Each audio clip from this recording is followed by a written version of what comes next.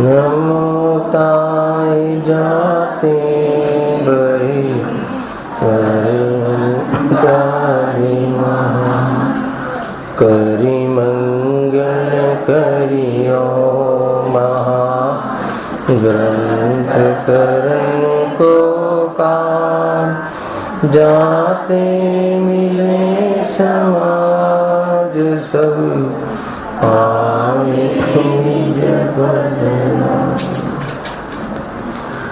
भवना सर्व दुखो कारण मिथ्या भाव तेनी सत्ता नाश करे प्रगटे मोक्ष आत्मरूपयन्तु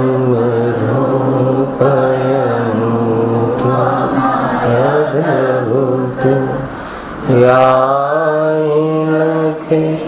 भवसिन्धु करो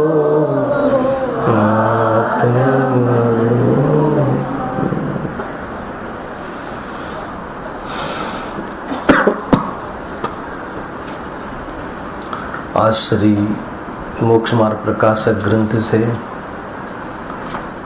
चौथा अधिकार ऊपर अपने स्वाध्याय चाली रही से भवना जेटला पण दुख से जीवन में जेटली भी तकलीफों से समस्याओं से आकुलता से इस सर्वनु एकमात्र कोई कारण होय तो मिथ्या भाव से सर्व दुख पाछळનું कोई रियल कारण होय तो मिथ्या दर्शन मिथ्या ज्ञान ने मिथ्या चारित्र से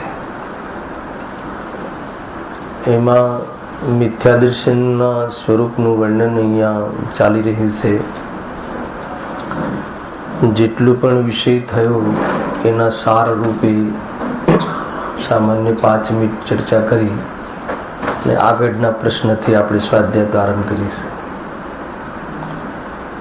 મિથ્યા દર્શનમાં ભાવવાસન કરાવતા પંડિતજી કહે છે દુઃખના કારણની બરાબર ખબર પડે અભાવ કરવા માટે જે મૂળ કારણ છે એનો મૂળથી નાશ કરવા માટે જીવ પ્રેરાય એના માટે એનું ભાવવાસન કરાવતા કહે છે કે જેવું વસ્તુનું સ્વરૂપ છે એવું ન માનવું અને જેવું નથી એવું માનવું એ માન્યતાનું નામ એવા અભિપ્રાયનું નામ મિથ્યા દર્શન છે.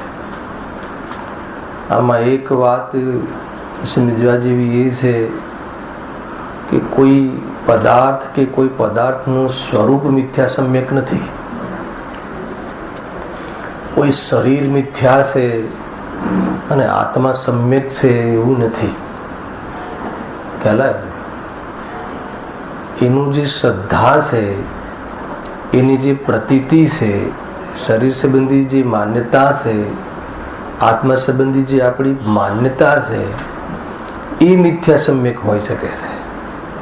कहलाय आ बात ख्याल में करवा जेवी छे भाई. कोई आत्मा सत्य से ने कोई परमाणु मिथ्या से ने पूतगल एम नहीं राजू भाई. ए संबंधी आपणो अभिप्राय मिथ्या होई सके.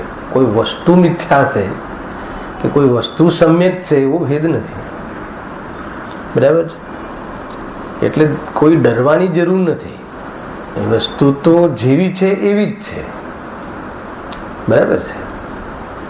અને જે પણ ભૂલ થાય છે આ મિથ્યા સમ્યક રૂપી એક સમયની ભૂલ છે. કોઈ એમ કહે કે આ એક સમયની ભૂલ છે અર્થાત તો પર્યાયની ભૂલ છે તો પર્યાય તો નષ્ટ થાય છે તો પછી અમારે આ પર્યાય નષ્ટ થવાથી નષ્ટ થઈ જવું જોઈએ ને. તો કહે છે કે આ પર્યાયની જ ભૂલ છે, એક સમયની ભૂલ છે, પરંતુ એ એક સમયની ભૂલ અનાદિથી એક એક સમય કરીને ચાલી આવી રહી છે હા, એટલે એનું જે જાતિ છે અનાદિથી જેટલી એક એક સમયની અનંતી પર્યાય એની જાતિ એક છે. એટલા માટે અહીંયા કહ્યું કે આ મિથ્યાત્વ પણ અનાદિનું છે. આત્મા તો અનાદિ છે અને મિથ્યાત્વ અનાદિ શાંત છે. ખ્યાલ અનાદિનું સ્વીકારો પહેલા. હે કેમ? તો શું કેવું?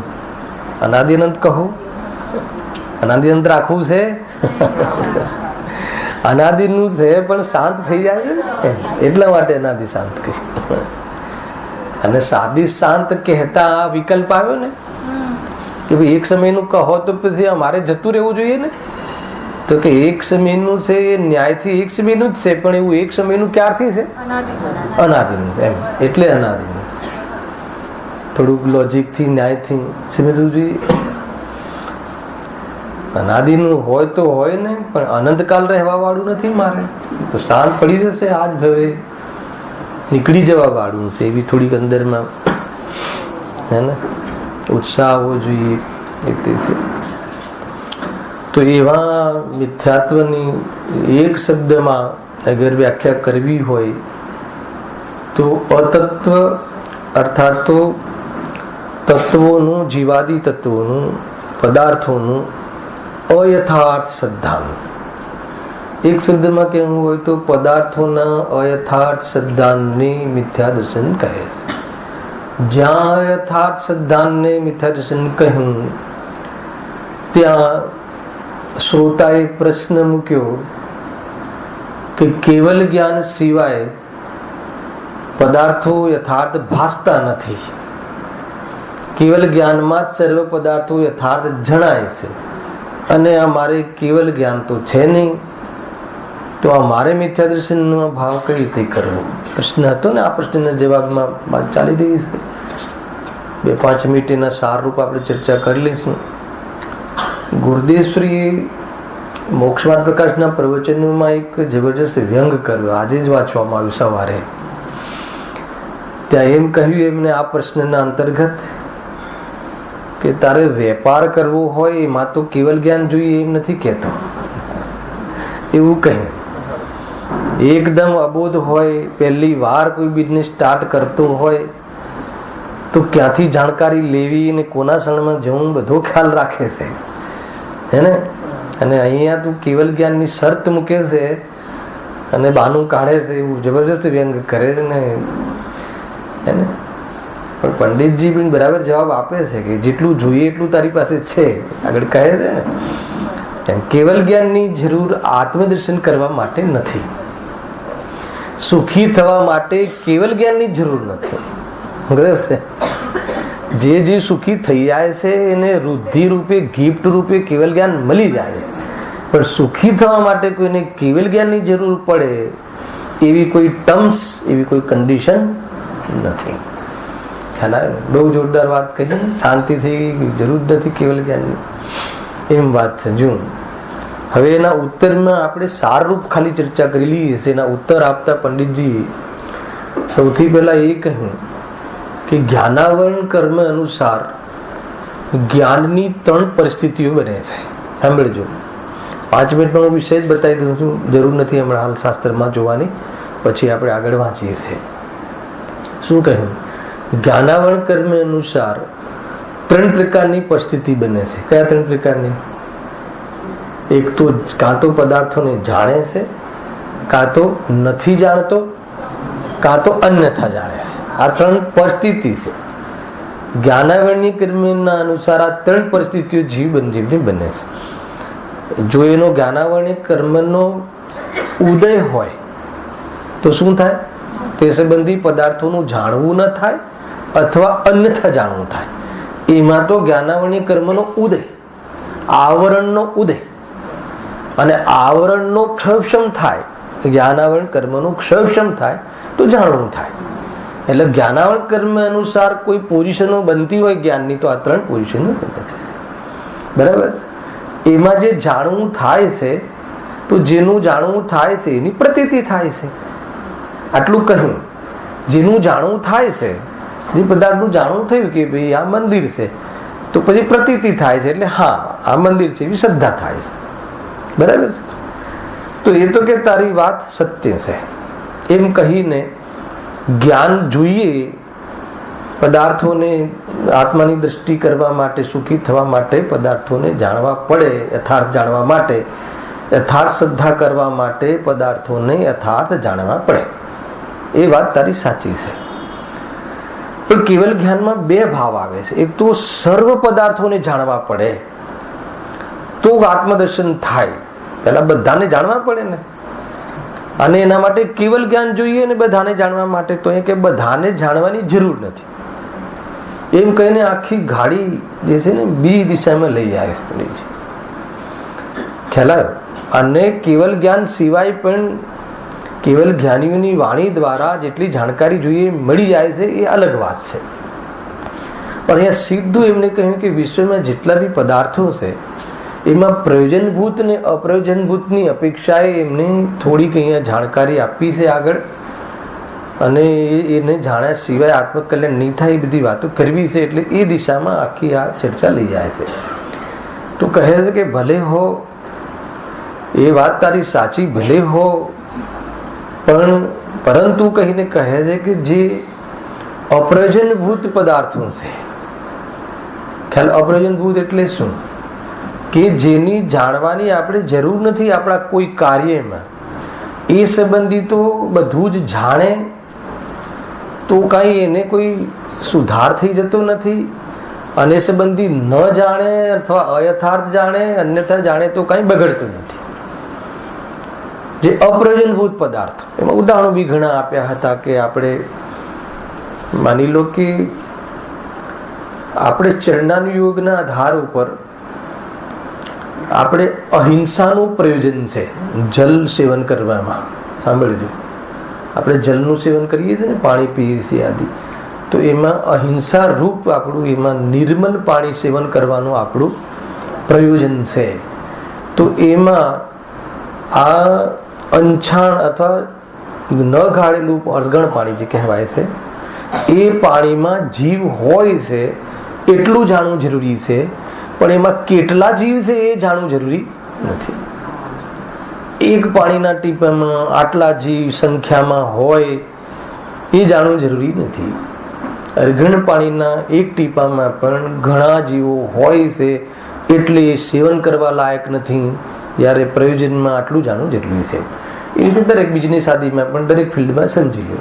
જે અપ્રયોજનભૂત છે, હાલ કોઈ મોક્ષ માર્ગમાં વાત ના ઉતારી, પહેલા એક સામાન્ય ન્યાય કહ્યો કે જીવનમાં પણ લોકમાં પણ જે કોઈ ચીજનું આપણે પ્રયોજન નથી હોતું, એવો કોઈ સબ્જેક્ટ હોય, એ સંબંધી કોઈ જાણકારી હોય, એ આપણને ન હોય તો આપણું કાંઈ બગડતું નથી.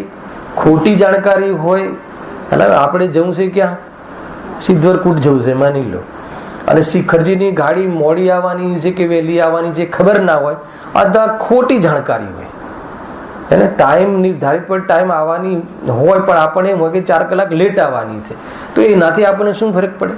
કેમ કે આપણે શિખરજી જવું જ નથી. શિખરજી જવું હોય તો એની યથાર્થ જાણકારીની જરૂર છે. પરંતુ જ્યાં જવાનું છે, આપણે સિદ્ધવરકુટ જવું છે, અને એની ટ્રેન સંબંધી, એના ટાઈમ સંબંધી જાણકારી ન હોય અથવા અન્યથા જાણકારી હોય તો શું થાય? ટ્રેન ચૂકી જાય, તો એમાં નુકસાન થાય. એટલું કહ્યું. એ ન્યાય કહીને પછી એને મોક્ષ માર્ગમાં ઉતાર્યું. એવી જ રીતે આપણું જે પ્રયોજન છે, ખ્યાલ શું પ્રયોજન છે? સુખી થવું. તો એ સંબંધી જે પ્રયોજનભૂત પદાર્થો છે અને એ સંબંધી જાણકારી, હવે કયા પદાર્થો જે છે કે સુખ માટે પ્રયોજનભૂત છે, અર્થાત તો આપણે જે અહીંયા જાણવાની વાત અહીંયા કહી, એમાં જે પ્રયોજનભૂત ને અપ્રયોજનભૂત કેવી રીતે નક્કી કરવું? તો આપણું પ્રયોજન સુખનું છે, આપણું પ્રયોજન દુઃખના અભાવ કરવું છે, તો જે પદાર્થોની જાણકારી વગર અથવા જેની જાણકારી વગર દુઃખ દૂર થવું અસંભવ છે, સુખી થવું અસંભવ છે, તો એની જાણકારી એ હોવી જોઈએ અને એની યથાર્થ જાણકારી હોવી જોઈએ. આ રીતે પ્રયોજન અપ્રયોજનભૂતનો વિચાર કરવો જરૂરી છે. આપણા સુખ દુઃખ સાથે જે રિલેટેડ છે, સુખ દુઃખ સંબંધી જે જાણકારી છે, સુખ દુઃખ સંબંધી જે પદાર્થોને, જે તત્વોને, જે ન્યાયને, જે સિદ્ધાંતોને જાણવા જોઈએ, એ બધા પ્રયોજનભૂત છે, જે આપણા સુખ દુઃખ સાથે ઇફેક્ટ કરે. ખ્યાલ આવ્યો? સુખ દુઃખ બંને. દુઃખ એટલે દુઃખને અભાવ કરવા રિલેટેડ આપણે કોઈ ન્યાય છે, કોઈ તત્વની જાણકારી છે. સુખને પ્રાપ્ત કરવા સંબંધી જે જાણકારી છે, એ પદાર્થોને, એ તત્વોને, એ અર્થોને, એ દ્રવ્યોને શું કહેવાય છે? પ્રયોજનભૂત કહેવાય. બરાબર છે? તો અહીંયા આગળ એ વાતને મૂળ લેતા કહે છે કે જે પ્રયોજનભૂત તત્વો છે, પ્રયોજનભૂત પદાર્થો છે, એ સંબંધી અગર જીવને જાણકારી ના હોય તો કહે છે કે એનું અહિત જરૂર થશે, એનું મોક્ષ નહીં થાય, એના ઉપર લઈ આવે છે. હવે ત્યાં સુધીનો એક પેરેગ્રાફ પૂરો થયો. હવે આગળ જે કહે ને 79 પેજ ઉપર જે પ્રશ્નની ઉપર એક પેરેગ્રાફ છે, એમાં થોડીક વાત જે કરી છે એ સમજીને આપણે નવો પ્રશ્ન લઈએ. અહીં એટલું સમજવું કે અપ્રયોજનભૂત વા પ્રયોજનભૂત પદાર્થોને ન જાણવા વા યથાર્થ જાણવામાં આવે છે, તેમાં તો માત્ર જ્ઞાનની જ હીનતા અધિકતા થાય છે. એટલો જ જીવનો બગાડ સુધાર છે અને તેનું નિમિત્ત તો જ્ઞાનાવરણ કર્મ છે. અહીંયા એ વાત પર લઈ આવ્યા છે કે જ્ઞાનાવરણીય કર્મની ઓરથી જે પદાર્થોને જાણવા સંબંધી દોષ થાય છે, એમાં તો જ્ઞાનની હીનતા અધિકતા એટલો જ સુધાર બગાડે છે, બીજો કોઈ સુધાર બગાડ નથી. આ વાક્યને સમજવું બહુ જરૂરી છે. ફરીથી કહું છું, શું કહે છે કે મોક્ષ માર્ગનું જ્યાં પ્રયોજન છે, એમાં જ્ઞાનાવરણીય કર્મ સંબંધી, જ્ઞાનાવરણીની ઓરથી જે જાણવા સંબંધી જે દોષ છે, જ્ઞાનાવરણીની ઓરથી જાણવા સંબંધી જે દોષ છે, પદાર્થોને અયથાર્થ જાણવા અથવા ન જાણવા, અર્થાત તો ઓછી જાણકારી હોવી, એમાં તો જ્ઞાનની હીનતા અધિકતા જેટલો જ દોષ છે, બીજો કોઈ દોષ નથી. આ ખ્યાલમાં આવ્યો કે ના આવ્યો? અને એમાં અમને જે બંને પદાર્થો નાખ્યા, મારે એ વાત અહીંયા ધ્યાન અપાવવું છે. પ્રયોજનભૂત અને અપ્રયોજનભૂત બંને ધ્યાન રાખજો. એમાં અપ્રયોજનભૂત તત્વ સંબંધી જે મારું પ્રયોજન જ નથી સુખનું, જેનાથી જે તત્વોને જાણવાથી એ સંબંધી તો મને જાણકારી ના હોય કે અન્યથા હોય, ખોટી જાણકારી હોય અને ખોટી શ્રદ્ધા બી હોય એમાં, બરાબર છે, તો બી એમાં મને કોઈ મિથ્યા દર્શન કે મારો મોક્ષ માર્ગ અટકી જતો નથી. પરંતુ તમે અહીંયા જે પ્રયોજનભૂત પદાર્થોમાં જે કહ્યું, જો લખ્યું છે ને અપ્રયોજનભૂત વા પ્રયોજનભૂત, તો પ્રયોજનભૂત પદાર્થોમાં પણ જ્ઞાનાવરણીય કર્મ સંબંધી દોષ અલગ. ખ્યાલ આવ્યો ને? પ્રયોજનભૂત જે મોક્ષમાં ઉપયોગી તત્વ છે, જે સુખી થવા માટે જે તત્વોને, જે પદાર્થોને જાણવા જ જોઈએ, જે મેટરની આપણને ખ્યાલ હોવી જોઈએ, જે તત્વ સંબંધી આપણને જાણકારી હોવી જોઈએ, એમાં પણ જ્ઞાનાવરણીય સંબંધી જે જાણકારી, જે સંબંધી જે દોષ છે, કયો દોષ છે સંબંધી? હે ને? જાણવાની હીન અધિકતા, એ સંબંધી જે છે એમાં જાણવાની હીનતા અધિકતા સંબંધી જ વાસ્તવમાં લોસ છે. લખ્યું દેજો, લખ્યું ને, જ્ઞાનની જ હીનતા અધિકતા થાય છે એટલો જ સુધાર બગાડ છે. તો એમાં શું લેવું? આ વાત સમજવા જેવી છે. માની લો કે જે 7 તત્વ શુદ્ધાત્માની વાત, સમ્યક દર્શનની વાત, હે ને, આ શુદ્ધાત્માની વાત કઈ ગાથામાં છે એ ખબર ના હોય, હે ને, તો એનાથી કઈ બગડતું નથી. કયા શાસ્ત્રમાં શું કહ્યું છે એ કઈ ખબર ના હોય, હું તમને પૂછું કે પ્રફુલભાઈ આ વાત ક્યાં ક્યાં આવી ખબર છે? હે ને, રોજ તમે પ્રવચનમાં આપતો હોય, દિલ્હી અહીંયા પહેલા જ બેસતા હોય અને આખો ગ્રંથ પૂરો થઈ જાય અને છેલ્લે હું કહું કે પ્રફુલભાઈ આ વાત કયા અધિકારમાં આવી ખબર છે? અને એ તમે કહો કે ના ભાઈ મને તો ખબર નથી. ખ્યાલ આવ્યો? તો એ જ્ઞાનાવરણીય કર્મ સંબંધી દોષ છે. ખ્યાલ આવે કે નહીં? એ જ્ઞાનાવરણીય કર્મ સંબંધી તમને એ સંબંધી જ્ઞાન નથી. જ્ઞાનાવરણીય કર્મ અનુસાર કેટલી પોઝિશન કહી હતી? જ્ઞાન થાય અર્થાત જ્ઞાન ન થાય અર્થાત જ્ઞાન અન્યથા થાય. તો તમને કહ્યું પહેલા મને ખબર જ નથી, બરાબર છે. પછી મેં કિરણભાઈને પૂછ્યું, મેં કીધું તમને ખબર છે? તો કે ખબર છે ને, આ વાત તો પહેલા જ અધિકારમાં છે, પણ એ વાત કયા અધિકારમાં હતી? બીજા અધિકારમાં. તો એમને ખોટું જાણ્યું. તો બતાવો એમાં એમને આ જે જ્ઞાનાવરણીય કર્મની ઓરથી જે જ્ઞાન સંબંધી જે હીનતા છે એને એનાથી એમના મોક્ષ માર્ગનો કોઈ બગાડ ખરો? હા, એમને ખબર નથી, 4 જણ હસશે, ઠીક છે, એમાં એમનો કોઈ બગાડ ખરો? અથવા હું એમને થોડું ધમકાવીશ કે શું વાત છે, એટલી ખબર નથી પડતી, બહુ તો હે ને, શું ધ્યાન આપો છો, એટલું કહીશ, એનાથી એમનો કઈ બગાડ છે? ગજબ છે ભાઈ. આ એટલા માટે સ્પષ્ટીકરણ કરું છું. ગઈ વખતે થોડી બહુ ફાસ્ટ સ્પીડમાં થઈ ગયું હતું, મને ખ્યાલ પણ આવી ગયો હતો, પણ મેં તો હવે કોઈ એ ગાડી એકવાર ઉપડી છે ને તો ઉપડવા દો, શાંતિથી એને લઈશ એવો વિકલ્પ હતો મને. ખ્યાલ આવે કે નહીં? તો જ્ઞાનાવરણીય કર્મ સંબંધી જે દોષ છે એના અંતર્ગત કોઈ ફરક પડતો નથી. એટલો ખ્યાલ આવી ગયો. હવે માની લો કે કયા તત્વની વાત છે? પાછા પ્રયોજનભૂત તત્વ. માન લો કે એમાં 7 તત્વ તો પ્રયોજનભૂત તત્વ છે. જીવ તત્વની વાત ક્યાં આવી? કયા ગ્રંથોમાં આવી? હે ને, આ અરસ અરૂપ ગ્રંથ જે વાળી મૂળ ગાથા છે સમ્યક દર્શનમાં ભેદ વિજ્ઞાનની, એ કયા ગ્રંથોમાં આવી? હે, તો આપણે કહીએ કે નહીં, બે જ પરમાગમમાં આવી ને 5 પરમાગમમાં છે, તો કે કોઈ બગાડ થતો. એ સિવાય માન લો કે આશ્રવાદી જે તત્વો છે એ તત્વોની અંદર એના નામ લખતા ના આવડે.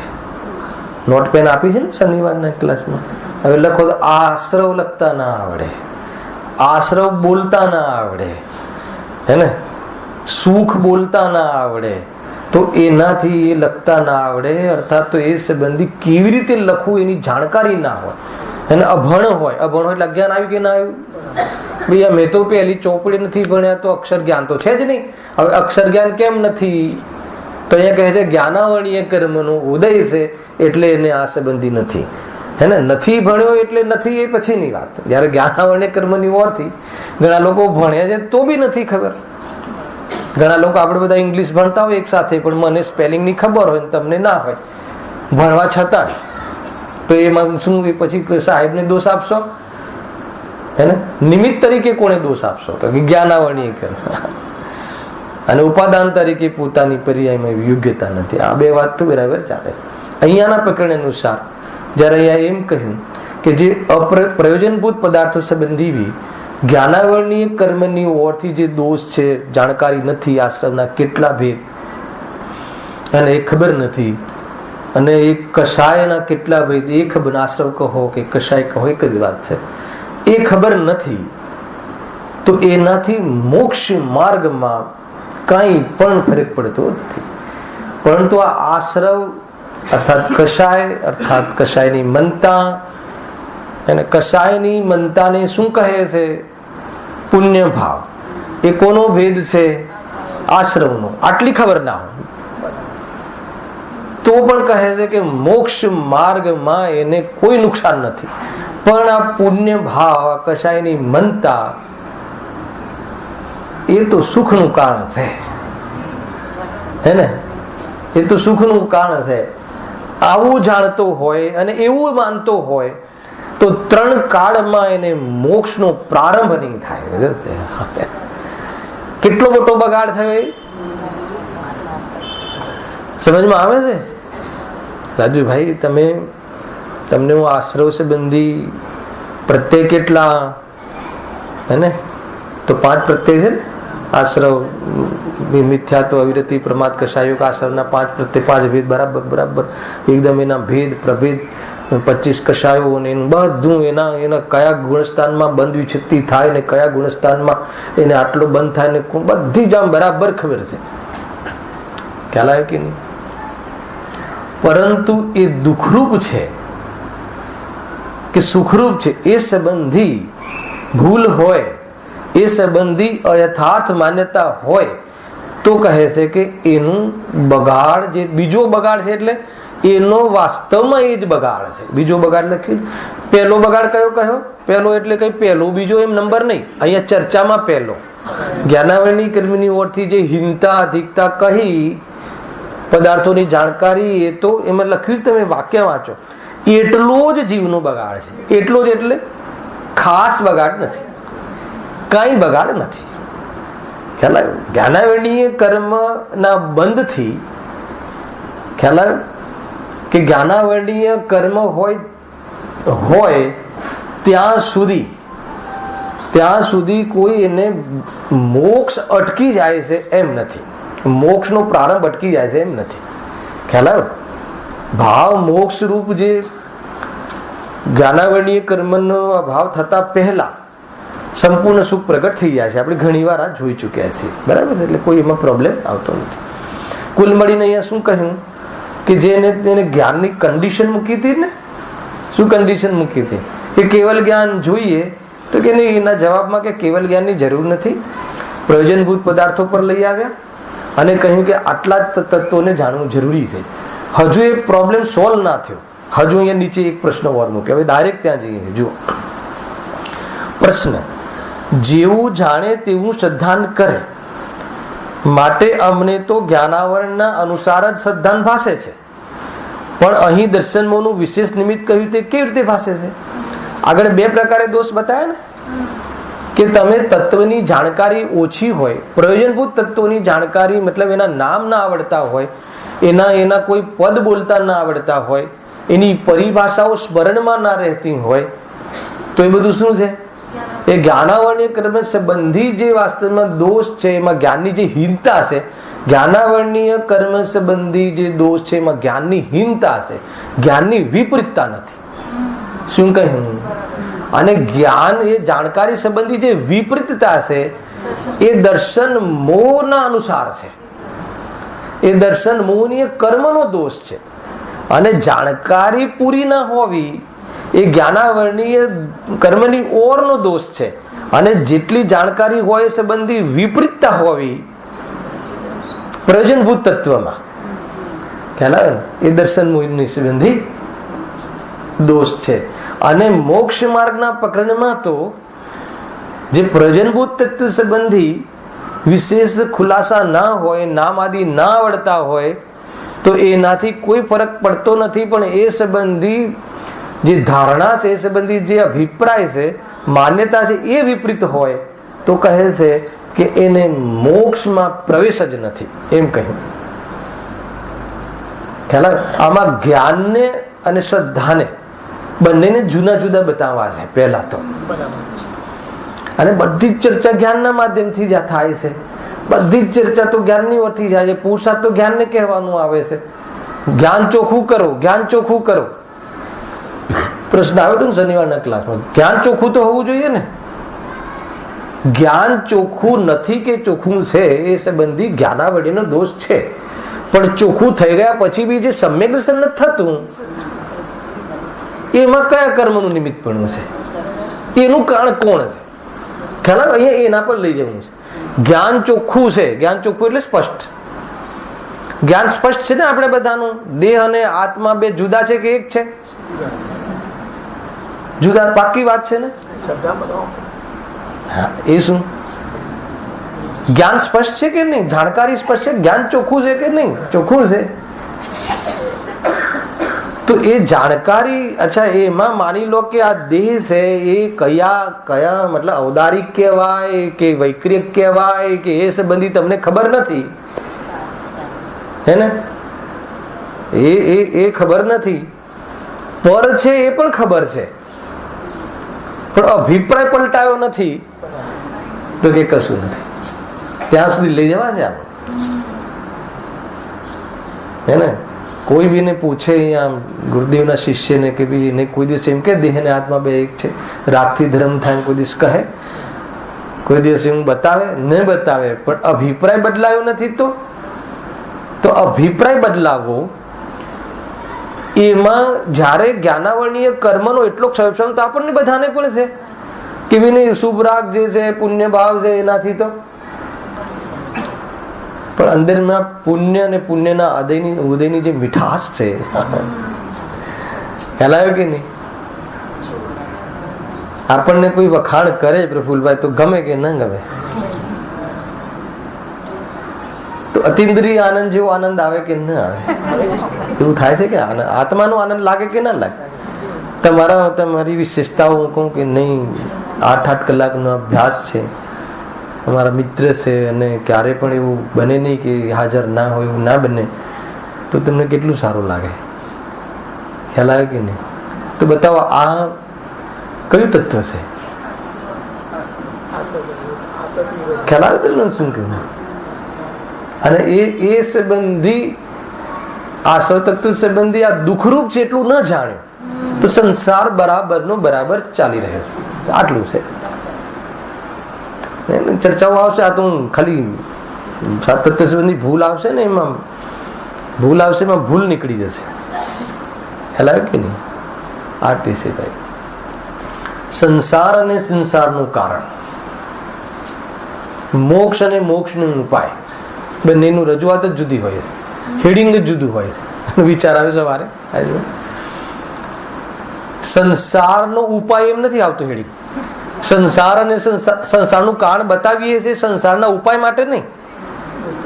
ખ્યાલ આવે કે? એટલે એમાં એમ લખવામાં આવ્યું કે સંસાર અને સંસારનું કારણ કે જે કારણે તારે નાશ કરવાનું છે.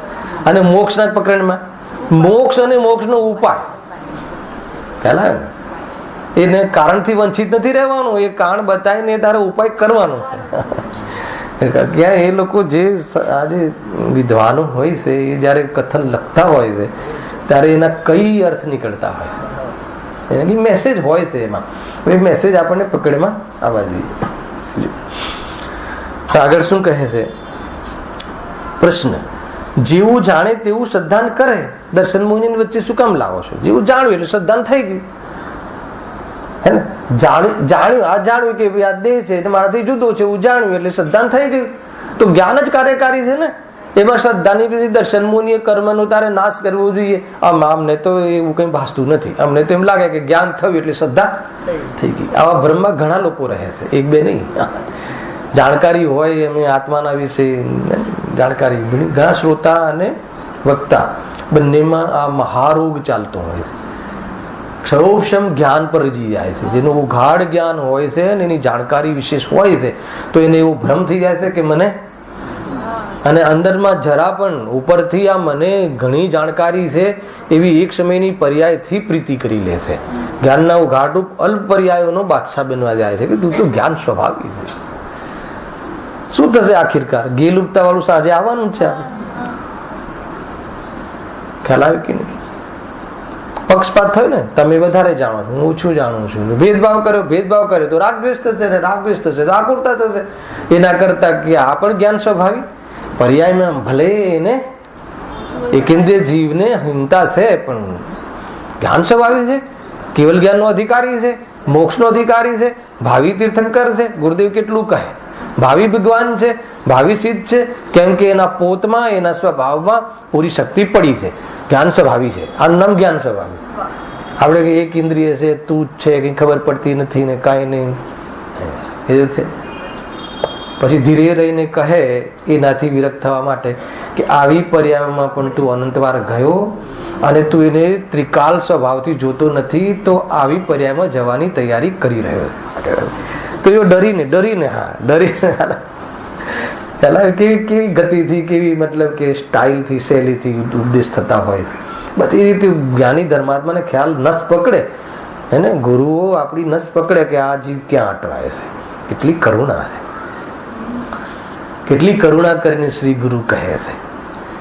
દરેક માટે ઉપદેશ તો એક જ, પણ પ્રારંભ કરવાના પ્રકાર જુદા જુદા. હવે આપણા જેવા વ્યક્તિ ગુરુદેવ શ્રી પાસે જાય તો કોઈ એમ કે તું રાત્રિ ભોજન નહીં કરતો, એવું ઉપદેશ આપે આપણને? કેમ ના? મેં શું કામ કીધું આ સભામાં? એને ગુરુદેવની સભામાં આવવા વાળા જીવને એ તો રાત્રિ ભોજનનો ત્યાગ હોય જ, એમ કેવું છે મારે. એમ કેવું છે, એમ કહીને એમ કેવું છે. ખ્યાલ આવે? જો જેવું જાણે તેવું શ્રદ્ધાન કરે, માટે અમને તો જ્ઞાનાવરણના અનુસાર જ શ્રદ્ધાન ભાસે છે. પણ એ દર્શનમોહનું વિશેષ નિમિત્ત કહ્યું તે કેવી રીતે ભાસે છે? તમે એ દર્શનમોહ સંબંધિત દોષ કેવી રીતે લાવો છો? બસ ખબર પડી ને શ્રદ્ધા થઈ ગઈ. હવે જો એનો જવાબ જે આપવામાં આવે છે, જો પ્રયોજનભૂત જીવાદી તત્વોનું શ્રદ્ધાન કરવા યોગ્ય જ્ઞાનાવરણનો ક્ષયોક્ષમ તો સર્વસંગની પચીંદ્રિય જીવોને થયો છે. ખ્યાલ આવ્યો કે નહીં? પેલા કેવલ જ્ઞાનની સામે બી જવાબ મળી ગયો કે તારે જે સુખી થવું છે એના માટે કેવલ જ્ઞાનની જરૂર નથી. તને જે લેવલનું મતિશુદ્ધ જ્ઞાન મળ્યું છે, મતિશુદ્ધ જ્ઞાન તો દરેક જીવોને હોય છે, દરેક છદ્મસને હોય છે, કેન્દ્રિયને હોય, કીડાને હોય, તેન્દ્રને હોય, ચાર ઇન્દ્રને હોય, બધાને હોય. પણ તું જે સંઘની પંચેન્દ્રિય કહીને કે તને જે જ્ઞાન મળ્યું છે એ કેવી યોગ્યતા વાળું છે એ લખ્યું ને, પ્રયોજનભૂત જીવાદી તત્વોનું સદ્ધાન કરવા યોગ્ય એટલો જ્ઞાનાવરણનો ક્ષયોક્ષમ તો કોઈ પણ જગ્યાએ પાઠશાળામાં ગયા વગર એટલો તને છે, એટલો ઉઘાડ તો એટલી યોગ્યતા તો જ્ઞાનમાં છે કે નથી?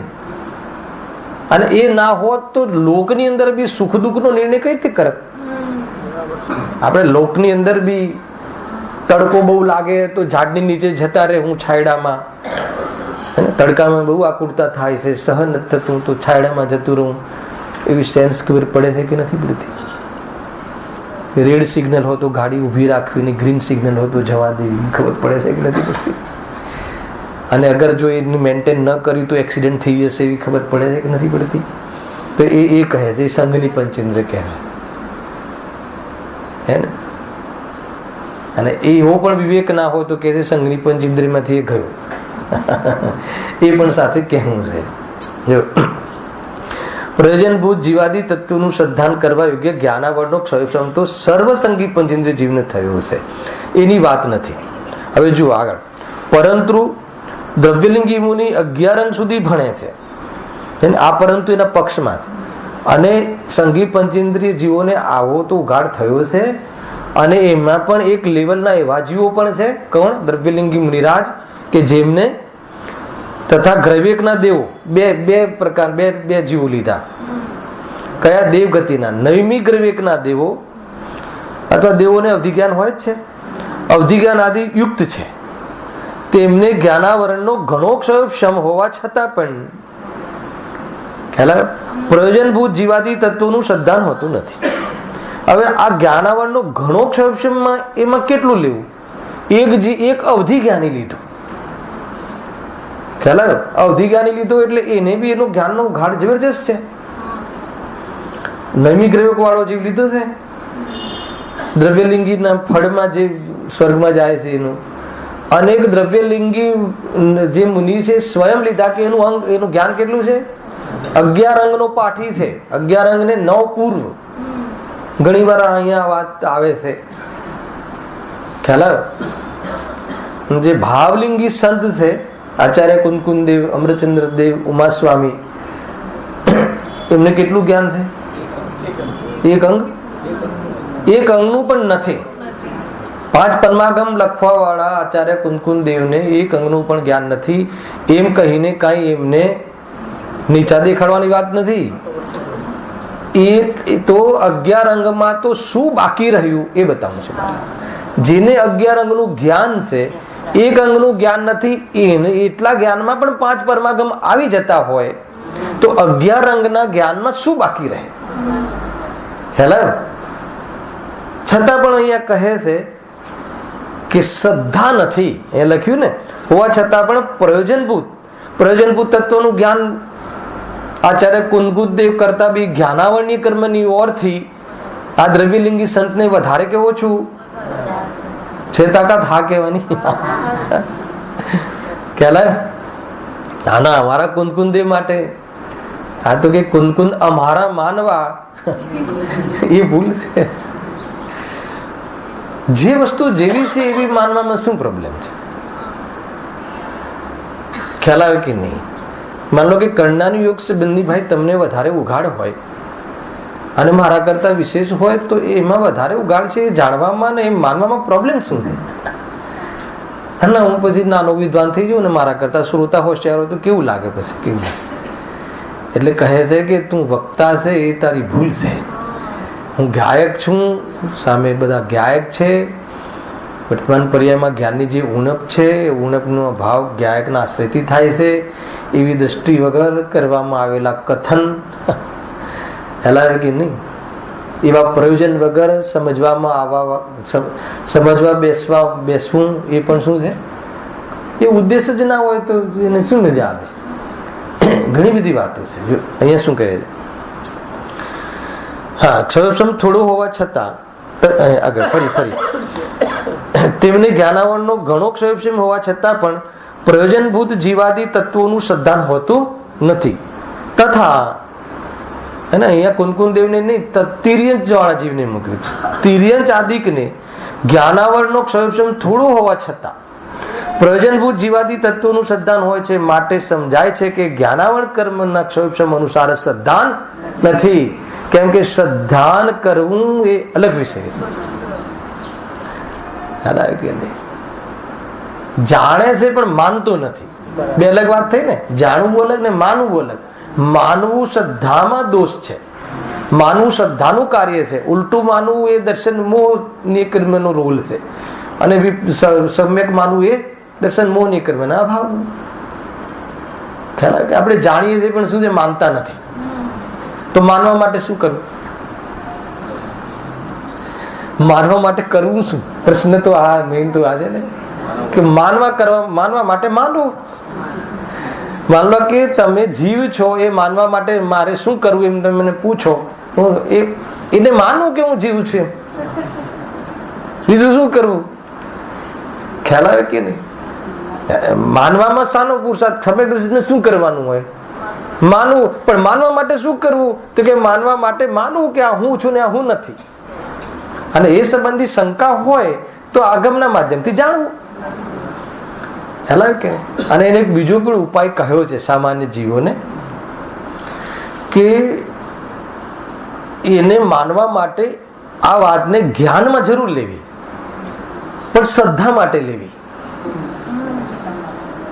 ખ્યાલ? અહીંયા વાત સારી ચાલે છે શ્રદ્ધાના જોરની. જ્ઞાન તને ગમે એટલું હોય, અહીંયા જો જ્ઞાનને ગૌણ કરીને વાત કરી રહ્યા છે પંડિતજી, કે તું જાણે છે વાત બરાબર છે, પણ જાણવા છતાં તું એ પ્રમાણે શ્રદ્ધા તને ન થઈ, એ પ્રમાણે તે માન્યું નહીં, તો પછી કે મોક્ષ માર્ગનો પ્રારંભ થતો નથી. અને જો તમે આ કાઢો પેજ નંબર મિથ્યાદર્શનની પ્રવૃત્તિ વાળું 81, એની અંતિમ લીટી. હવે સંસારી જીવોની મિથ્યાદર્શનની પ્રવૃત્તિ કેવી હોય તે અહીં કહીએ છીએ. મળ્યું? અહીં વર્ણન તો શ્રદ્ધાન કરવા માટે છે. સાંભળજો, અહીં વર્ણન તો શ્રદ્ધાન કરવા માટે છે, પણ જાણે તો શ્રદ્ધાન કરે. અને અહીંયા શું કહે છે? તમને કોન્ટ્રોવર્સી લાગે કે નહીં? અહીંયા કહે કે તું જાણે છે એ તો ક્ષયોક્ષમ, એ તો એની કોઈ હિંતા, એ જાણવાની હિંતા, એનો તો કાંઈ ફરક પડતો નથી. મને કહો કે આ બંને કથનમાં ફેર છે કે એક જ છે? આ વાત સમજાવી જોઈએ ભાઈ. અહીંયા વાત જ્ઞાનની મુખ્યતાથી કહી છે, પણ જ્ઞાનની મુખ્યતાથી વાત તો શ્રદ્ધાની જ કરી છે. આ વાત મને ક્યાંથી ખબર પડી? ગુરુદેવશ્રીએ એક ગાથામાં જાણ શબ્દ આવ્યો હતો. જાણ સમયસારમાં છે ને, આમ જાણ, તો એક જાણ ઉપર એક પ્રવચન કર્યું. યાદ છે કોઈને? કઈ ગાથા સ્મરણમાં નથી આવતું, પણ એક ગાથામાં હમણાં જ ચાલી ગઈ. જાણ શબ્દ આવે છે, આમ જાણ. અલિંગ્રહણ બોલમાં બી છે, પ્રવચન સારમાં બી છે, જોઈ લેજો છે ને, આમ જાણ. તો ગુરુદેવશ્રી જાણ માટે એક પ્રવચન શું કામ લેવું પડશે? અહીંયા જાણ જે કહ્યું છે એ માત્ર જ્ઞાન કરવાની વાત નથી, ભેગી શ્રદ્ધાને લઈને જાણવાની વાત છે. આમ વાત કહે. ખ્યાલ આવે ને? જાણ આપણને લોકમાં તો ખબર પડે છે. કઈ રીતે બતાવું તમને? ઉદાહરણ આપું, થોડું ઉદાહરણથી ખબર પડે છે. માન લો કે આપણે નવી વહુ આવી હોય, નવી પહેલો દિવસ હોય, અને સાસુ કહે એને કે બેટા જોજે દૂધ ઉભરાય છે કે નહીં, જો. ખ્યાલ આવી ગયો છે બધા? હે ને? હવે જો નો અર્થ શું? પછી છતાં 1 કલાક પછી જયારે સાસુ આવે છે મંદિરમાંથી અને બધું દૂધ ઉભરાઈ ગયું હોય છે, તો બહુને કહે છે ને કે બેટા તને દૂધ ઉભરાવાનું જોવાનું કહ્યું હતું ને? તો શું કે મમ્મી મેં જોયું ને, દૂધ ઉભરાતું તો મેં જોયું. એ જોવાનું નામ જોવું છે? એવું જોવું નથી. અહીંયા આપણે એવું જોઈએ છે. અહીંયા ત્યાં જોવાનો શું હતો? કે દૂધ ઉભરાઈ જશે તો નુકસાન થશે એવી શ્રદ્ધા, ને એટલા માટે તું આ દૂધ ઉભરાય એ પહેલા ગેસને તું બંધ કરી દેજે. આનું નામ દૂધ ઉભરાય છે કે નહીં એ જો. હવે એ તો ત્યાં તો બધી ખબર છે, બરાબર છે કે નહીં? એવું અહીંયા જે જાણવું જે થાય છે ને, જાણ તો કે પ્રભુ જાણીએ જ છીએ, બધું અમે જાણીએ છીએ, પણ જાણનો અર્થ શું? એવું માન, એવી માન્યતા પૂર્વક એવું માન્યું છે કે નહીં એમ જાણ. હવે એ જાણ કે કામ તો બધું જાણવાની અંદર જ નક્કી થવાનું છે, તો શ્રદ્ધાએ આવું માન્યું છે કે નહીં એ જાણ. ખ્યાલ આખી આ દિશામાં વિચાર તો કે એ તો હવે માન્યું નથી. ખ્યાલ આવે તો કહે છે કે એનો મોક્ષ માર્ગમાં તારા જીવનમાં બહુ મોટો બગાડ છે. એક માત્ર એ બગાડ છે. કેટલો બગાડ છે? એક ક્ષણ માટે પણ તું સુખી નહીં થઈશ એટલું બગાડ છે. એટલે શ્રદ્ધાની વાત કેટલી જોરદાર છે. મિથ્યા દર્શનનું પ્રકરણ ચાલે છે ને, એટલા માટે આ મિથ્યા શ્રદ્ધા મટાડ. હે ને, જાણકારી તે બહુ લઈ લીધી છે, હવે જાણકારી લેવાનું બંધ કર એમ કહે. હવે માનવા માટે તું વિચાર કર. પાછો વિચાર કરતા શું કરે? જ્ઞાનમાં વાત તો ક્યારે એ રીતે છે. બહુ બહુ જોરદાર છે. કુલ મળીને અહીંયા એમ કહેવું છે કે જ્ઞાન અને શ્રદ્ધા બે અલગ વિષય છે. જ્ઞાન થઈ ગયા પછી બીજું શ્રદ્ધા ના એ તરફ પરિણમે તો કાર્ય નહીં થાય. ભાઈ ખ્યાલ આવે કે નહીં? આપણને બરાબર બધી ખબર છે કે રાગ છે દુઃખરૂપ છે, એને પણ આ રાગ દુઃખરૂપ છે એ જાણીએ છીએ, પણ એ દુઃખરૂપ છે એવું ભાસતું નથી, એવું લાગતું નથી, એવું માનતા નથી. આ દેહ આદિ જુદા છે, હે ને, મૃત્યુ આદિ જે ઘરમાં આવે છે તો આપણને એ વાતને તો ઓર પાકી કરાવી જાય છે કે આ શરીર તો આત્માનું કોઈ દિવસ હતું નહીં, પરંતુ માનવા માટે જો આપણે ક્યારેય બી સમય આપ્યો નથી, એક સમય પણ માનવા માટે આપ્યો નથી એમ કહે. એટલે અહીંયા જો તિર્યંચ આદિનું લીધું, શું લખ્યું કે તિર્યંચ આદિને એ દ્રવ્યલિંગી સંત કરતા તો જ્ઞાન એટલું અલ્પ ને તુચ્છ હોય છે, છતાં પણ જો આ છે ને 9મા અધિકારમાં આની વાત બહુ ખોલી છે. તમારે જુઓ, થોડુંક જુઓ, હે ને, કે ભાઈ 9મો અધિકાર ક્યારે આવશે, હે ને, ત્યાં તો ચાલે જ છે સદિચ્છામાં. તો જો એમને છે ને પેલું અવ્યાપ્તિ અવ્યાપ્તિ વાળું જરા પકડ ક્યાં છે બતાવજો. એ પકડમાં છે. હા, પેજ નંબર 324 કાઢો. તત્વાર્થ શ્રદ્ધા લક્ષણમાં અવ્યાપ્તિ, અતિવ્યાપ્તિ, અસંભવ દોષનો પરિહાર. સાંભળજો, આ શ્રદ્ધા સંબંધિત દોષ મુખ્ય છે. તિર્યંચ આદિ મળ્યું 324 છે મારા પર, મારી પાસે છે. તિર્યંચ આદિ પશુ આદિ તુચ્છ જ્ઞાની બે લીધા. તિર્યંચ આદિ પણ લીધા અને બીજા તુચ્છ જ્ઞાની, એટલે અર્થાત કોઈ લોકમાં કોઈ વધારે ભણેલો ના હોય, આપણે કોઈ મનુષ્ય થોડું જ્ઞાન ઓછું હોય, નબળું હોય. એમ જ્ઞાન નબળું હોય એ મોક્ષ માર્ગ માટે ડિસ્ક્વોલિટી નથી, પણ જે જ્ઞાન જે સંબંધી વિપરીતતા હોય તો એ મોક્ષ માર્ગ માટે માની લો કે એ દુશ્મન છે. પોતાના સુખ માટે કોઈ દુશ્મન હોય તો જ્ઞાન ઓછું હોવું એ નથી, પણ એ પદાર્થ સંબંધી વિપરીત શ્રદ્ધા હોવી, વિપરીત માન્યતા હોવી, અને એ જ વાસ્તવમાં પોતાના માટે એ દુશ્મન છે એમ સમજવું. તિર્યંચ આદિ તુચ્છ જ્ઞાની કેટલાક જીવો 7 તત્વના નામ પણ જાણી શકતા નથી, છતાં તેમણે પણ સમ્યક દર્શનની પ્રતીતિ શાસ્ત્રમાં કહી છે. માટે તત્વ શ્રદ્ધાનમ પણ સમ્યકત્વનું લક્ષણ તમે કહ્યું તેમાં અવ્યાપ્તિ દૂષણ લાગે છે. વાત તો એની આવી નહીં કે ભાઈ તમે કહો છો કે 7 તત્વ સંબંધી ના, 7 તત્વ સંબંધી જ્ઞાન હોવું એવી કન્ડિશન સમજે છે આ. તો કે 7 તત્વ સંબંધી જ્ઞાન હોય એને સમ્યક દર્શન થાય એવું અમે લક્ષણ કીધું જ નથી. અમે તો ઉપરથી એમ કહીએ છીએ કે એને એના નામની ખબર ના હોય, હે ને, આ રીતે છે. મતલબ કે સ્વ અને પર, આ જીવ અને અજીવ, આને અજીવ કહેવાય, નામની ખબર ના હોય, પણ એ મારા નથી એટલી ખબર હોય તો કે મોક્ષ માર્ગી છે. પણ આને અજીવ કહેવાય એ ખબર ના હોય તો એનાથી કઈ બગડતું નથી. હવે છે લાસ્ટ ટાઈમ કહ્યું હતું ને, ઢોર આમાં આવે, આપણે ચરીને આવે, અને આશીર્વાદ નામના બંગલાનું આપણું નામ હોય ને આપણા ઢોર હોય. હવે એને આ બંગલો છે એનું નામ આશીર્વાદ છે એ ખબર ના હોય તો એનાથી એનું કાંઈ બગડતું નથી. પણ આ ઘર મારું છે, પડોશીનું આ બાજુનું ઘર છે મારું નથી એ ખબર નહીં હોય તો બીજાના ઘરમાં ઘૂસી જશે. આ કોણ ઘૂસી ગયું છે? આવું બીજાના ઘરમાં કોણ અધિકાર જમાઈને કોણ ઘૂસી ગયું? શું વાત કરો છો? બીજાના ઘર તરફ નજર નથી નાખતા. ચરણાની યોગની ઓરથી જે તમે મારું કહો છો એ વાત જુદી છે. પેલા એ નીતિ કે ભાઈ જે મેં ખરીદ્યું છે, જેને મને આપણે શું કહેવાય, સરકારે મને જેના અધિકાર આપ્યા છે, બાકાયદા એના પરમિશન પરમિટેડ છે, એનઓસી છે, બધું છે, પણ દ્રવ્યાની યોગની એનઓસી નથી તારી પાસે. અને દ્રષ્ટિના વિષયમાં એ વાત સૌથી પહેલા જે એને લોક નીતિના રીતે તારું કહેવાય એ નીતિ એ ના હોય તો કહે છે કે તું આ ક્ષેત્રમાં પ્રવેશવાની પાત્રતા નથી. અને ત્યાં લોકનીતિ તો હોય જોઈએ. બીજાના ઘર પર દ્રષ્ટિ હોય તો કહે છે કે તને આ માર્ગમાં પ્રવેશ કરવાની તને પાત્રતા નથી. એટલે એ તો વાત કહી જ છે, પરંતુ એ જે તું ઘરમાં રહ્યો એને પરમાર્થથી તું જોવે તો એ તારું સ્વક્ષેત્ર નથી.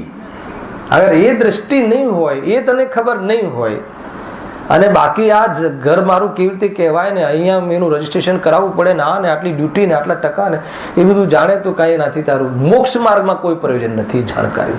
લોકમાં પ્રયોજન હોય તો કે એના માટે તો 500 રૂપિયા ફીમાં કામ થઈ જાય છે. એના માટે તારે 50 વર્ષ ભણવાની જરૂર જે ભણ્યા છે ને એને 500 રૂપિયા ફી આપવાની, બધું ફર્સ્ટ ક્લાસ કરીને ઘેર તને એગ્રીમેન્ટ આપી દઈશ, છુટ્ટી થઈ ગઈ કે નહીં. એટલું 500 રૂપિયા બચાવવા માટે 50 વર્ષ બગાડાય પ્રફુલભાઈ? એટલું બધું જ્ઞાન લેવાય? મતલબ 500 રૂપિયા બગાડવા માટે 4 પેપર વાંચે, આ કરે. ભાઈ કેટલો નિયમ છે, આ છે, આટલી સાઈન અહીંયા કરવાની ને આ તારું થઈ ગયું, ખતમ. પેટીમાં મૂકી દેવાનું, સાથે આવવાનું નથી, ખ્યાલ રાખવાનો. બરાબર છે કે નહીં? શું ખ્યાલ રાખવાનો? મારું નથી. ખ્યાલ એ નથી ને એટલે દુઃખી છે ભાઈ. ખ્યાલ આવે કે નહીં? મુક્ત થવું છે, સુખી થવું છે ને, તો અહીંયાથી ચાલવાનું છે. જીવ અજીવ આદિકના નામાદિ જાણો ન જાણો વા અન્યથા જાણો, આ ને ત્રણે શબ્દ. એ તો જ્ઞાનાવરણીય કર્મની ઓરથી જ્ઞાનની હીનતાનો દોષ છે. એના દર્શન મોહની ઓરથી હીનતાનો દોષ એ નથી. પ્રાણીને તિર્યંજને થોડી ખબર પડે. એક વાછરડાને એની માતા પ્રત્યે અથવા એ માતાને એના વાછરડા પ્રત્યે જે માતૃત્વ છે હોય કે ના હોય? આપણું માતૃત્વ તો સ્વાર્થી હોય છે, એને તો નિસ્વાર્થ માતૃત્વ કહ્યું છે, એવું પણ શાસ્ત્રમાં મળે છે. આવે પણ એને માતૃત્વ નામનો શબ્દ ખબર ના હોય, પણ માતૃત્વની જે ફિલિંગ છે ખ્યાલ આવે તો શબ્દથી ફિલિંગ છે. આ ફિલિંગ ને આ કહેવાય છે એ તો વધારે પડતો જે દોઢ ડાયો જે છે ને મનુષ્ય એના માટે છે. તિર્યંચો માટે કોઈ પણ જાતે કન્ડિશન નથી કે સ્વાધ્યાયમાં આવો ને તારે. અને અહીંયા જો મનુષ્ય માટે તમે જયારે પ્રશિક્ષણ શિબિરોમાં જાઓ ને તો સૌથી પહેલા ભણાવવાની સ્ટાઇલ છે. જે બી 7 તત્વના નામ જાણો, પછી એની પરિભાષા જાણો, પછી એની ધારણા કરો. આ બધો ક્રમ જે આપણે જે વધારે બુદ્ધિવાળા જીવો છીએ ને એના માટે છે. કારણ કે આને ખબર છે કે આ બુદ્ધિ બીજી જગ્યાએ લગાવશે. તિર્યંચ કરતા મનુષ્યની, પશુ કરતા મનુષ્યની બુદ્ધિ વધારે કહેવાય ને. આપણે અમને કોઈ બુદ્ધિ ઓછી શું કહીએ છીએ? પણ શું છે? ગુરુદેવ શું કે? તો એ પરમાત્મા છે. પશુ છે પણ પરમાત્મા છે. એને જ્ઞાન થોડું ઓછું છે, પર્યાયમાં થોડીક લગી રમણા હિંતા છે. એ જ્ઞાન તો ક્યારે વધી જાય ને ક્યારે ઘટી જાય. એની સાથે સુખ દુઃખનો ને મોક્ષ માર્ગનો કોઈ સંબંધ નથી. હું જ્ઞાન સ્વભાવી છું, ત્રણેય કાળે હું ચેતન રૂપે વિદ્યમાન છું, હયાત છું. આટલું જાણે એ અલ્પ જ્ઞાનમાં પણ, તો એ પૂર્ણ જ્ઞાન જાણવા વાળા જેવો એવી જાતિનો આનંદ કરે છે. ચાલે છે કે નહીં? ભાઈ આ રીતે જો ટૂંકમાં પંડિતજી આખા પેરેગ્રાફમાં એમ કહે છે કે અમે તને તત્વ શ્રદ્ધાના લક્ષણ, સમ્યક દર્શનના લક્ષણમાં જે વિપરીત અભિનિવેશ રહિત 7 તત્વોની શ્રદ્ધા કહી, એમાં એના નામ આવડવા જોઈએ ને એની જાણકારી હોવી જોઈએ. એને શ્રદ્ધાનું લક્ષણ કહે છે એવું કીધું જ નથી. અમે તો તને શ્રદ્ધાનું લક્ષણ એમ જ કીધું છે કે આ પર છે એને તું પર માન, બસ. પછી પરમાં કોણ આવે ને કેટલા આવે ને શું આવે કાંઈ નહીં. અનંત આનંદ છે કે અમને ખબર નથી. એ પર એક શુદ્ધાત્મા સિવાય બાકી બધું પર. એટલી શ્રદ્ધા કરવાની કીધું. પતિ વધારે ડિટેલમાં જવાની જરૂર નથી. હે ને? અન્ય જગ્યાએ ઉપયોગ જતો હોય તો આજના પ્રવચનમાં આવ્યું હતું. શું આવ્યું હતું ખબર છે કોઈને? એ ગાથા બહુ જોરદાર હતી. એમાં ઘણા લોકોમાં મિસગાઈડ થઈ જાય છે ને, એમાં પ્રાણાયામ સંબંધી બધું. ઘણા લોકો કહે છે કે ધ્યાનમાં શ્વાસ ઊંચો લઈ જવો કે નીચો લઈ જવો, બધું ક્યારેક લેશું ટાઈમ આવે. એમાં એમ કહ્યું હતું કે શુદ્ધોપયોગીને પણ જયારે શુદ્ધમાં ઉપયોગ લીન થતું નથી ત્યારે હે ને નવોકાર મંત્રના જાપ એમાં બિરાજમાન પંચ પરમિષ્ટિઓને અને એમને સ્મરણમાં લે છે. ના નથી એની સમજમાં આવે ને, બધી વસ્તુ બરાબર સમજવી પડે. એ રીતે આપણને અહીંયા પહેલા સ્વાધ્યાય કરવું પડશે, આ શીખવું પડશે, એને જાણકારી લેવી, એ બધું કહેશે. પરંતુ એ શું કામ કરવું કે શ્રદ્ધા એ પ્રમાણે પરિણમવી જોઈએ. એ અગર ન પરિણમી અમે એ તો એના ભેગું આવી જ જાય છે. ખ્યાલ અમે જયારે આત્માની શ્રદ્ધા કરવાનું કહ્યું તો પછી આત્માની શ્રદ્ધા જ કરવાનું કહ્યું તો પછી આ સ્વાધ્યાયમાં જવું કે ના જવું, તો કે એ તો એમાં ડિફોલ્ટ એના પૂર્વમાં આ બધું આવી જાય છે. એ બધું પછી કહેવાનું ના હોય કે એના પહેલા બી તારે જાણકારી લેવી પડશે, દેવશાસ્ત્ર ગુરુ પાસે સાચું માર્ગદર્શન લેવું પડશે. એ બધું તો પણ આ કહે છે કે એ બધું લઈ લીધું, એ બધું જાણી લીધું, એનું નામ સમ્યક દર્શન નથી. હેલા સમ્યક દર્શન એનું નામ નથી. એ તો જ્ઞાનાવરણના ક્ષયોક્ષમનું અર્થાત જ્ઞાનનો ઉઘાડ છે. અને એને માનવામાં જે શ્રદ્ધા જે વિપરીત છે એમાં દર્શનમોને કર્મનો નિમિત્ત છે. અને એમાં તું એ જો વિપરીત શ્રદ્ધા તોડી નાખે તો કહે છે એ તારું જ્ઞાન પેલા જાણકારી રૂપે પ્રમાણ હતું, હવે એ તારું જ્ઞાન સમ્યક પરિણમન રૂપે સમ્યક કહેવાશે. ન્યાય છે. આગળ ઘણા બધા પ્રશ્ન છે, જો વાંચી લઈએ. હવે થોડું ખુલી છે ને વાત. પેજ નંબર 325 પર જોઈ લો એક પ્રશ્ન. હા, જે કાળમાં સમ્યક દ્રષ્ટિ વિષય કશાયોના કાર્યમાં પ્રવર્તે છે તે કાળમાં તેને સાત તત્વનો વિચાર જ નથી, તો ત્યાં શ્રદ્ધા કેવી રીતે સંભવે? એટલે અહીંયા શું કહ્યું? તત્વના વિચારનું નામ પણ તત્વ શ્રદ્ધા નથી. અમને તો સાત તત્વોનું ચિંતન બરાબર ચાલે છે ને, બહુ વિચારીએ છીએ ને. જયારે પણ રોટલી બનાવીએ ત્યારે વિચારીએ છીએ કે કોણ બનાવે, તો બોલો અમને સમ્યક દર્શન છે કે નહીં? તો કે નથી. એવું વિચારવું નહીં એમ ના કહ્યું. વિચારવાની કન્ડિશન શ્રદ્ધાનમાં નથી. શ્રદ્ધાન પહેલા જેનું કરવાનું હોય છે એનું તત્વાભ્યાસ માટે તત્વાભ્યાસ કરવો, એનો વિચાર કરવો, એનો નિર્ણય કરવો, એ બધું આવે છે. પણ પ્રતીતિ થઈ ગયા પછી પ્રતીતિને ટકાવવા માટે વિચાર કરતા રહેવું પડે એવો કોઈ નિયમ નથી. એનો અર્થ એ થઈ ગયો કે તત્વનો વિચાર કરવો, તત્વના વિચાર આવવા એ કોઈ હે ને સમ્યક દર્શનનું લક્ષણ નથી. ઘણા લોકો કહે છે કે ભાઈ અમને તો વિચાર જ નથી આવતા. અહીંયા બહુ સરસ લખ્યું છે, આગળ ઉદાહરણ છે, વાંચી લેજો તમે. આ લખી જો, શયન આદિ ક્રિયા થતા તત્વોનો વિચાર નથી. એટલે માન લો કે તમે ઊંઘી જાઓ છો હે ને, ત્યારે તમારું આ જે ઘર છે, જે ઘરમાં ઊંઘો છો એ ઘર મારું છે એવું વિચાર કરો છો. કેમ કીધું ખબર છે? કદાચ જાગતા હોઈએ ત્યાર તો જે વિચાર કરતો હોય, ઊંઘમાં તો નથી જ કરતો, છતાં પણ એ મારું છે એવી પ્રતીતિ ચાલે છે કે નથી ચાલતી? એટલે વિચાર અને પ્રતીતિ બે જુદી ચીજ છે. જ્ઞાન અને શ્રદ્ધા બે જુદી ચીજ છે. એવો અહીંયા પ્રયાસ કર્યો છે. બાકીની ચર્ચા કાલે આગળ વ્યસ્ત. સહેજાનંદી